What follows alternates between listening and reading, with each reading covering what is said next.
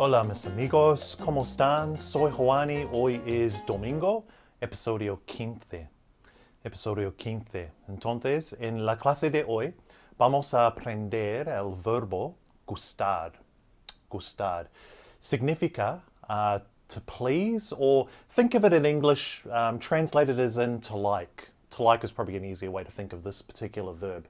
So the reason why I thought this would be a cool verb to learn today is because it's going to force us to learn something we haven't been over before, which is indirect object pronouns. So indirect object pronouns, which are really, really common in Spanish. You can't learn Spanish without learning these, okay? So they're really essential. Right, so el plan para hoy. We're going to go through the conjugations, and also we're going to go through those indirect object pronouns. Second, we're going to go through some more vocabulary, and then third, I've got some more exercises to test you in using the verb gustar as well.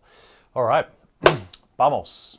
So similar to English, okay, using the word like is very common, and using this verb is really going to step up your Spanish conversation as well. So first, the conjugations. Now, indirect object pronouns, those are, we've got me, te, le, nos, and les.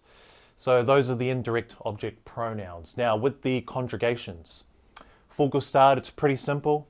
Okay, we use gusta, so gusta, if we're talking about anything that's singular, and we use gustan, so gustan, if we're talking about something plural. Por ejemplo, if I want to say, I like the car, so I like the car, I would say, me gusta el coche. So me gusta el coche. So I'd put me, since I'm talking about myself first, gustar, since it's singular, and el coche. All right, now let me give you another example. So first, when we're talking about something plural, something different in English is, if I say I like the cars, I would say I like the cars and just add an S on the end of cars. In Spanish, it's a little bit different, so the word before that, so the in this sequence, would also be plural. So, por ejemplo, I would say los coches. So if we're talking about anything plural, if it's masculine, el would simply change to los. And if it's feminine, la would simply change to las. So if it's feminine, it's a little bit easier. All right, cool. So let's go through some more vocabulary. So some vocab for you. We've already used el coche. We've got the verb bailar, bailar. We've also got que. So que is an important one. Just be aware though, que does mean what in the sequences we're going to use, but depending on the context, the meaning of that word can change as well. So just keep that in mind. We've got el libro, and we've also got la manzana, so la manzana. And finally, tiempo libre, tiempo libre. All right, cool. Vamos, let's jump into some exercises. So I want you to translate these to Spanish for me. So I like your cars. I like your cars. Me gustan tus coches. Me gustan tus coches. All right, cool. Another really useful question in Spanish.